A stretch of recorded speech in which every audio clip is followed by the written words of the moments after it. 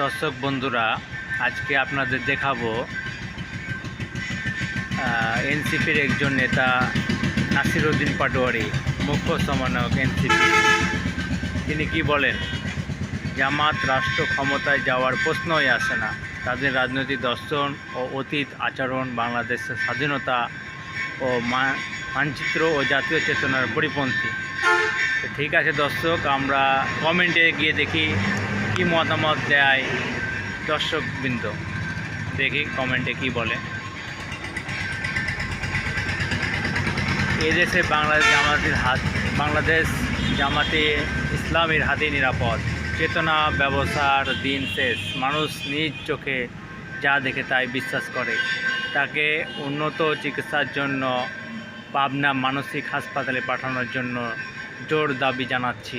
Derby Nasir, যেই দলের সবাই মিলে এক আসন নির্বাচন করলে জামাতকে হারানোর সম্ভাবনা বেশি, সেই দলের লোকদের কথা কত বড় বড়। জামাত হলো এনসিপির বীর্য পিতা, মানুষ খায় না। তোমার কি হয়েছে বাবু? একজন লিখেছে জামাত ইসলামী বাংলাদেশ। তারপরে লিখেছে জামাতের বিরুদ্ধে এনসিপির এ সমস্ত বক্তব্য কোর্ট কৌশলের অংশ বিশেষ, কারণ দেশের মানুষ এটা খুব ভালো বুঝে। এনসিপি জন্ম নিয়েছে জামাতের কোলে। তারপরে লিখেছে রিপন বহাইনি, এনসিপিকে বলবো একটু বড় হয়ে কথাগুলো বলবা, নয়তো বাতাসে হেলে পড়বা। তারপরে জিয়া আহমেদ লিখেছে বীরের ফুঁকি খুঁজতে এখন বেনসন খায়। তারপর গোলাম মোস্তফা লিখেছে ওরে বাল পাকনা রে। তারপর হুমায়রা বুলবুল, একমাত্র জামাত হতে পারে এনসিপির বড় সাপোর্টার, তোমরা ভুল করছো।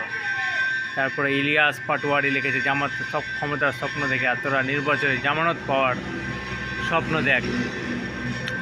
তারপরে আশরাফ হোসেন লিখেছে বাপদাদার নাম কাঠকুটির নাতে। তারপরে ইমদাদুল হক আতিকা, তুই তো বীর্য ধারণ করা নারী।